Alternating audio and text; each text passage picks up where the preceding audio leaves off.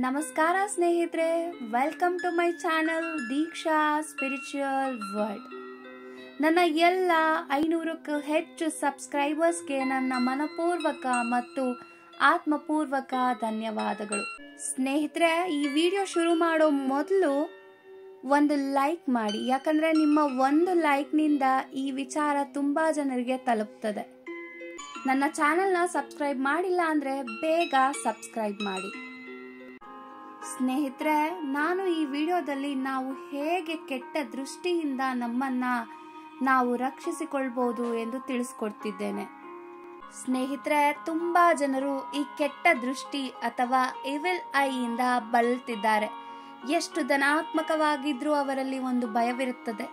ನಾನು ನೋಡೋದಕ್ಕೆ ಚೆನ್ನಾಗಿದ್ದೀನಿ, ನನ್ನ ಮನೆ ಚೆನ್ನಾಗಿದೆ, ಒಳ್ಳೆ ಫ್ಯಾಮಿಲಿ ನನಗೆ ಸಿಕ್ಕಿದೆ, ನಾನು ಒಳ್ಳೆ ಆಫೀಸ್ನಲ್ಲಿ ವರ್ಕ್ ಮಾಡ್ತಾ ಇದ್ದೀನಿ, ನನ್ನ ಫ್ಯಾಮಿಲಿ ಮೆಂಬರ್ಸ್ ನನ್ನ ಜೊತೆ ತುಂಬಾ ಪ್ರೀತಿಯಿಂದ ಇದ್ದಾರೆ. ಇದೆಲ್ಲ ಖುಷಿಯಾದ ವಿಚಾರನೇ. ಆದ್ರೆ ಇದನ್ನ ಗಮನಿಸಿದಂತ ನಿಮ್ಮ ನೆರೆಹೊರೆಯವರು, ಸ್ನೇಹಿತರು, ರಿಲೇಟಿವ್ಸ್ ನಿಮ್ಮನ್ನ ನೋಡಿ ಹೊಟ್ಟೆ ಕಚ್ಚು ಪಡ್ತಾ ಇದ್ದಾರೆ ಅನ್ನೋ ಭಯಕ್ಕೋ, ಅನುಮಾನಕ್ಕೋ ಅಥವಾ ಚಡಪಡಿಕೆಗೋ ನಿಮ್ಮಲ್ಲಿ ಒಂದು ಅಸಮಾಧಾನವನ್ನ ನೀವು ಎಕ್ಸ್ಪೀರಿಯನ್ಸ್ ಮಾಡಿರ್ತೀರ ಅಲ್ವಾ? ಹಾಗಾಗಿ ನಮ್ಮ ಜೀವನದಲ್ಲಿ ಭಯರಹಿತವಾಗಿ ಹಾಗೂ ಯಾವುದೇ ಕೆಟ್ಟ ದೃಷ್ಟಿ ಹಾಕುವವರ ತೊಂದರೆ ಇಲ್ಲದೆ ಬದುಕುವುದಕ್ಕೆ ನಾನು ಒಂದು ಟೆಕ್ನಿಕ್ನ ಹೇಳ್ಕೊಡ್ತಿದ್ದೀನಿ. ಬನ್ನಿ, ಈ ಒಂದು ಇವಿಲ್ ಐಗೆ ಸಂಬಂಧಪಟ್ಟ ಟೆಕ್ನಿಕ್ನ ಈಗ ನಾವು ಗಮನಿಸೋಣ. ಸ್ನೇಹಿತರೆ, ನಾವು ಅಂದ್ಕೋತೀವಿ ಯಾವ್ದಾದ್ರೂ ಫಂಕ್ಷನ್ಗೆ ಚೆನ್ನಾಗಿ ರೆಡಿಯಾಗಿ ಹೋದ್ರೆ, ನಾವು ತುಂಬಾ ಖುಷಿಯಾಗಿರೋದನ್ನ ನೋಡಿದ್ರೆ ಅಥವಾ ಯಾರಾದ್ರೂ ಒಂದು ಕಮೆಂಟ್ ಪಾಸ್ ಮಾಡಿದ್ರೆ ನಮ್ಗೊಂದು ಸೆನ್ಸೇಷನ್ ಫೀಲ್ ಆಗತ್ತೆ, ಒಂದು ಆರಾ ಕ್ರಿಯೇಟ್ ಆಗತ್ತೆ.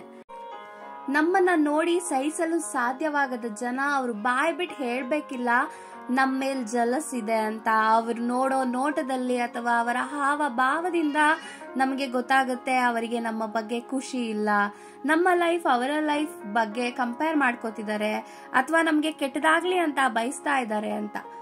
ಆ ಅತೃಪ್ತಿ ಜನ ಏನ್ ಫೀಲ್ ಮಾಡ್ತಾರೆ ಅದು ಅವ್ರ ಪ್ರಾಬ್ಲಮ್. ಆದ್ರೆ ನಮ್ಮ ಮನಸ್ಸು ಸುಮ್ನೆ ಇರ್ಬೇಕಲ್ಲ, ಅಯ್ಯೋ ಅವ್ರು ಹಾಗ್ ಮಾಡಿದ್ರು, ನನ್ನ ಹೀಗ್ ನೋಡಿದ್ರು, ಇದರಿಂದ ನನಗ್ ನನ್ನ ಮನೆಗೆ ನನ್ನ ಮಕ್ಳಿಗೆ ಕೆಟ್ಟದಾಗಬಹುದು ಅಂತ ನಾವು ಅಂದ್ಕೋತೀವಿ.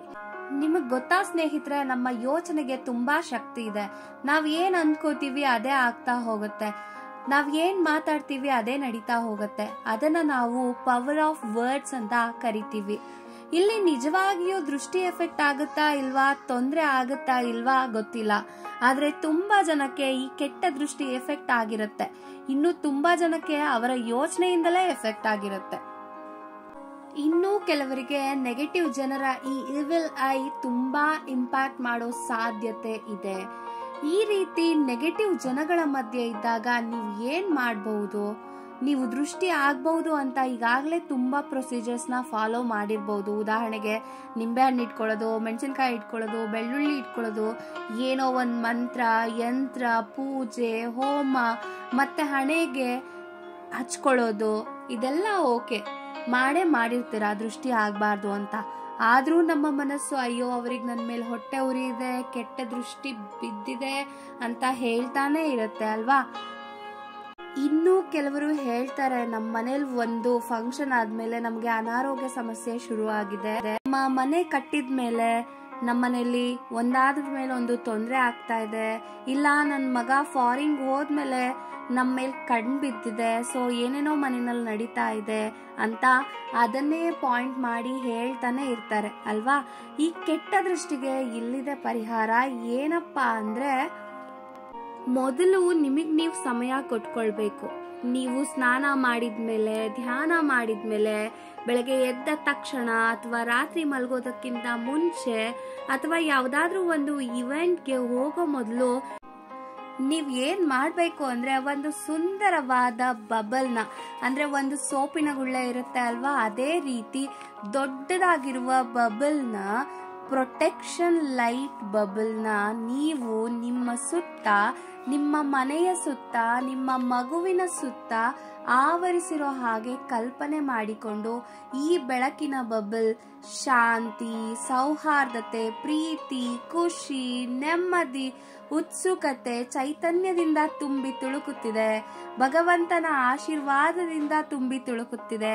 ಇದರ ವಿರುದ್ಧ ಬರುವ ಯಾವ ತರಂಗಗಳು ನಮ್ಮ ಹತ್ತಿರ ಬರುವುದಿಲ್ಲ ಅಂತ ನೀವು ಕಣ್ಣು ಮುಚ್ಚಿ ಸಂಕಲ್ಪ ಹಾಕೊಳ್ಬೇಕು.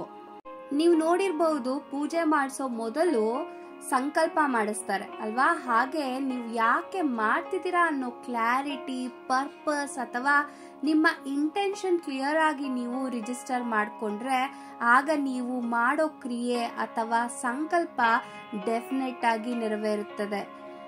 ಹೇಗೆ ಒಂದು ಹೂವು ಸುಂದರವಾಗಿ ಅರಳುತ್ತೆ, ಅದರ ಒಂದು ಸೌಂದರ್ಯದ ಬಗ್ಗೆ ಅದಕ್ಕೆ ಕ್ಲಾರಿಟಿ ಇರುತ್ತೆ. ಅದು ತನ್ನ ಸೌಂದರ್ಯವನ್ನ ಸೂಸುತ್ತೆ. ಕೆಲವರಿಗೆ ಆ ಹೂವು ಇಷ್ಟ ಆಗತ್ತೆ, ಕೆಲವರಿಗೆ ಇಷ್ಟ ಆಗಲ್ಲ. ಕೆಲವರಿಗೆ ಕೀಳ್ಬೇಕು ಅನ್ಸುತ್ತೆ, ಕೆಲವರಿಗೆ ಗಿಡದಲ್ಲೇ ಬಿಡಬೇಕು ಅನ್ಸುತ್ತೆ. ಅದು ಅವರವರ ಮನಸ್ಥಿತಿ. ಹಾಗೆ ನಾವು ಏನನ್ನೋದನ್ನ ಮಾನಸಿಕವಾಗಿ ಕ್ಲಾರಿಟಿ ತಗೋಬೇಕು. ಇದಕ್ಕಿಂತ ಇಂಪಾರ್ಟೆಂಟ್ ವಿಷಯ ಇದೆ. ನಿಮಗೆ ಕೆಟ್ಟ ದೃಷ್ಟಿ ಮತ್ತು ಕೆಟ್ಟ ಶಕ್ತಿಯಿಂದ ದೂರ ಇರೋದಕ್ಕೆ ಅದೇನು ಗೊತ್ತಾ? ಪ್ರೀತಿ. ಹೌದು, ಈಗ ಒಬ್ಬ ವ್ಯಕ್ತಿ ನಿಮ್ಮನ್ನ ನೋಡಿ ಜಲಸಿ ಆಗ್ತಾ ಇದ್ದಾನೆ ಅಂದ್ರೆ ನೀವು ಅವನ ಬಗ್ಗೆ ಏನ್ ಅಂದ್ಕೋತಿದ್ದೀರಾ ಅದು ಕೂಡ ಇಂಪಾರ್ಟೆಂಟು. ಆ ವ್ಯಕ್ತಿ ಕೀಳಾಗಿ ಯೋಚನೆ ಮಾಡ್ತಿದ್ದಾರೆ ಅಂದ್ರೆ ನೀವು ಅವರಷ್ಟೇ ಕೀಳಾಗಿ ಯೋಚನೆ ಮಾಡ್ತಿದ್ದೀರಾ ಅಥವಾ ಅವರಿಗಿಂತ ಕೀಳಾಗಿ ಯೋಚನೆ ಮಾಡಿ ಇವರಿಗೆ ನನ್ನ ಮೇಲೆ ಹೊಟ್ಟೆ ಕಿಚ್ಚಿರೋದ್ರಿಂದ ಅವ್ರನ್ನ ಕರಿಬಾರ್ದಾಗಿತ್ತು, ಇವರು ಕೆಟ್ಟವರು, ಹಾಗೆ ಹೀಗೆ ಅಂತ ಆಗ ಆಬ್ವಿಯಸ್ಲಿ ಅವರ ನೆಗೆಟಿವಿಟಿ ನಿಮಗೆ ತಲುಪುತ್ತೆ. ಆದರೆ ಅವರು ನಿಮ್ಮ ರಿಲೇಟಿವ್, ನಿಮ್ಮ ನೆರೆಹೊರೆಯವರು ಅಥವಾ ನಿಮ್ಮ ಆಪ್ತರೇ ಆಗಿದ್ರೆ ಅವ್ರನ್ನ ಅವಾಯ್ಡ್ ಮಾಡೋದಕ್ಕಾಗೋದೇ ಇಲ್ಲ. ಅಂದ್ರೆ ನೀವು ಅವರಿಗೋಸ್ಕರ ಕೇಳ್ಕೊಳ್ಳಿ, ಅವರಿಗೆ ಭಗವಂತ ಶಾಂತಿ ಸಮಾಧಾನ ಕೊಡ್ಲಿ, ನಾನು ಎಕ್ಸ್ಪೀರಿಯನ್ಸ್ ಮಾಡ್ತಾ ಇರೋದಕ್ಕಿಂತ ಜಾಸ್ತಿ ಖುಷಿಯಾಗಿರ್ಲಿ, ನೆಮ್ಮದಿಯಾಗಿರ್ಲಿ ಅಂತ ಬ್ಲೆಸ್ ಮಾಡಿ. ನೀವು ಪ್ರೀತಿಯನ್ನ ಅವರಿಗೆ ನೀಡಿದ್ರೆ ನಿಮ್ಮ ರಿಟರ್ನ್ ಅದನ್ನೇ ನಿಮಗೆ ಕೊಡುತ್ತೆ. ಯಾಕಂದ್ರೆ ಅವರ ಆಲೋಚನೆ ತರಂಗಗಳು ನಿಮ್ಮ ಆಲೋಚನೆ ತರಂಗಗಳು ಮ್ಯಾಚ್ ಆಗದಿರ ಇದ್ದಾಗ ನಿಮಗೆ ಯಾವುದೇ ರೀತಿ ಕೆಟ್ಟ ದೃಷ್ಟಿ, ಕೆಟ್ಟ ಕಣ್ಣು ಬೀಳೋದಿಲ್ಲ. ಹಾಗೆ ನಿಮ್ಮ ಇಂಟೆನ್ಷನ್ ನಿಮಗೂ ಒಳ್ಳೇದಾಗಿ ಬೇರೆಯವರಿಗೂ ಒಳ್ಳೇದಾಗತ್ತೆ ಅನ್ನೋದಾಗಿರ್ಬೇಕು. ಸರ್ವೇ ಜನ ಸುಖಿನೋ ಭವಂತು ಅಂತ ಹೇಳ್ತಾ ನನ್ನ ಈ ವಿಡಿಯೋನ ಮುಗಿಸ್ತಾ ಇದ್ದೀನಿ. ಈ ವಿಡಿಯೋ ಇಷ್ಟ ಆಗಿದ್ರೆ ನಿಮ್ಮ ಆಪ್ತರೊಂದಿಗೆ ಹಂಚಿಕೊಳ್ಳಿ, ಹಾಗೆ ಒಂದು ಲೈಕ್ ಮಾಡಿ. ಇನ್ನೂ ಹೆಚ್ಚಿನ ವಿಷಯಗಳಿಗೆ ನನ್ನ ಚಾನೆಲ್ನ ಸಬ್ಸ್ಕ್ರೈಬ್ ಮಾಡಿ. ಧನ್ಯವಾದಗಳು.